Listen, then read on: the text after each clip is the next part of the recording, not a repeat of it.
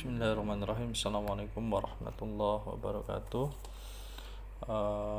Alhamdulillahirrahmanirrahim. Pada kesempatan kali ini saya Muhammad Sajidin, peserta Latsar kelompok 3 angkatan 10 tahun 2022, akan menyampaikan infografis terkait kolaboratif.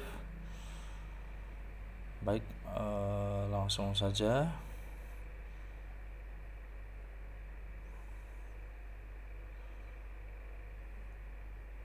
Kolaboratif merupakan salah satu core value dari berakhlak, yaitu kolaboratif, di mana ASN ini harus dituntut untuk bisa berkolaboratif. Artinya adalah bisa membangun kerjasama yang sinergis antara ASN maupun antar stakeholder dalam rangka mengupayakan kualitas kinerja ASN. Baik. Nah, yang dimaksud dengan kolaboratif pemerintahan ini menurut Irawan tahun 2017 mengungkapkan bahwa kolaboratif governance sebagai sebuah proses yang melibatkan norma bersama dan interaksi saling menguntungkan antar aktor governance. Karena kita ketahui fungsi ASN salah satunya itu adalah untuk mempererat persatuan dan kesatuan Indonesia. Artinya adalah bahwa ASN ini hampir di seluruh Indonesia itu ada. Jadi pasti akan yang mencerminkan Indonesia itu kan ya tadi seperti Bhinneka Tunggal Ika, berbeda-beda tetapi tetap satu jua, dalam artian banyak bahasa, banyak budaya, banyak suku, banyak agama, tapi ya bagaimana kita berkolaborasi untuk mewujudkan pemerintahan yang baik atau smart government. Ya, lanjut. Nah, ini ada beberapa faktor yang mempengaruhi keberhasilan dalam kolaborasi antar lembaga pemerintah. Yang pertama ada kepercayaan, kemudian ada pembagian kekuasaan, yang ketiga adalah gaya kepemimpinan, yang keempat adalah strategi manajemen, dan yang terakhir adalah formalisasi pada pencapaian kolaborasi yang efektif, efisien antara entitas publik. Ini menurut Gustumato tahun 2021. Artinya adalah bahwa dalam kolaborasi antar lembaga pemerintah ini ada faktor-faktor yang memang menjadikan sebuah keberhasilan. Ya, yang tadi saya sebutkan ya, seperti halnya kepercayaan bahwa keyakinan akan bisa berkolaborasi ini menjadi salah satu upaya ya keberhasilan. Kemudian bagaimana pembagian kekuasaan ini pun punya peranan yang sangat penting ya dalam hal kolaborasi. Kemudian tadi ketiga adalah gaya kepemimpinan, dan yang keempat adalah strategi manajemen dan formalisasi pada pencapaian kolaborasi yang efisien dan efektif. Nah, kemudian dalam kolaborasi juga ini ada faktor tadi yang mendukung. Nah, sekarang faktor yang menghambat kolaborasi antar organisasi pemerintah. Di sini dasar hukum kolaborasi juga belum jelas ya, sehingga orang bisa berasumsi ya tergantung gitu ya, apakah mau kolaborasi ataupun tidak ya tidak jadi masalah.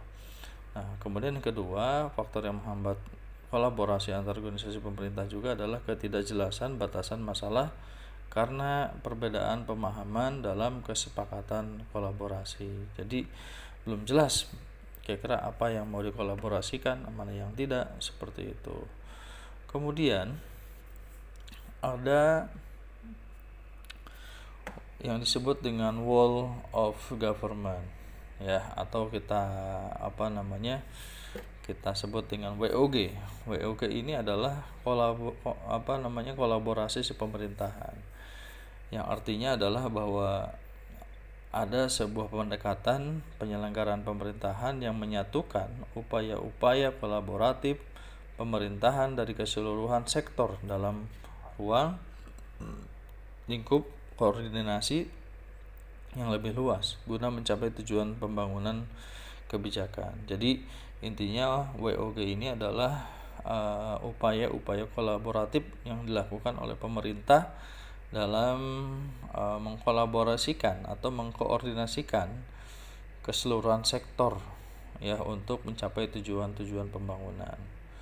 Nah, dalam WOG atau Wall of Government di sini tadi, ya, selain mencapai tujuan bersama dalam bidang pembangunan kebijakan, kemudian ini dalam rangka untuk meningkatkan ataupun manajemen program dan pelayanan publik, ya. Nah, kemudian manfaat WOG ini tersendiri adalah efisiensi, ya, dari segi efisiensi dari waktu, kemudian tenaga dan lain-lain. Nah, kemudian yang kedua, manfaat WOG ini sendiri adalah sharing informasi. Jadi informasi yang didapatkan ini akan lebih banyak didapatkan, gitu ya, karena memang kita saling berkolaborasi. Kemudian dari segi lingkungan kerja juga akan semakin luas, daya saingnya semakin tinggi, dan otomatis akuntabilitas publik pun akan lebih meningkat, gitu ya. Dalam arti ketika kita saling kolaborasi, ini akuntabilitas ini akan lebih akan lebih terlihat oleh berbagai pihak, gitu ya, sehingga adanya koherensi kebijakan dari masing-masing instansi. Nah, itu manfaat dari WOG. Nah, bagaimana penerapan WOG? Penguatan WOG adalah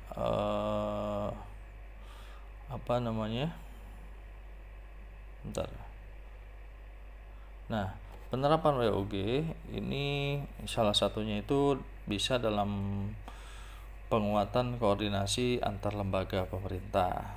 Kemudian membentuk lembaga koordinasi khusus, gitu ya. Misalnya untuk di bidang, biasanya presiden itu membentuk menteri koordinator untuk mengkoordinasikan antar beberapa bidang kementerian, seperti itu. Kemudian ada juga membentuk gugus tugas, seperti kemarin, ya, kayak COVID segala macam, itu gugus tugas khusus yang mengkoordinasikan dari berbagai lembaga. Termasuk di sini ada penerapan WOG itu adalah untuk koalisi sosial, misalnya kayak untuk penanganan stunting dan lain-lain. Nah, ini tantangan dari WOG sendiri tadi, bagaimana kapasitas SDM dan institusi ini harus siap, ya. Jadi kalau kadang harus antar instansi ini harus siap dua-duanya. Kemudian yang kedua, nilai dan budaya organisasi, ya. Pasti setiap kolaborasi belum tentu sama antara nilai dan budaya organisasi dan masing-masing instansi. Kemudian yang terakhir adalah kepemimpinan. Ya, kepemimpinan ini sangat berpengaruh juga, ya, dalam terciptanya kolaborasi antar pemerintahan. Dan itu saja yang ingin saya sampaikan. Kurang lebihnya saya mohon maaf, dan apabila ada hal-hal yang kurang berkenan, terima kasih. Wassalamualaikum warahmatullahi wabarakatuh.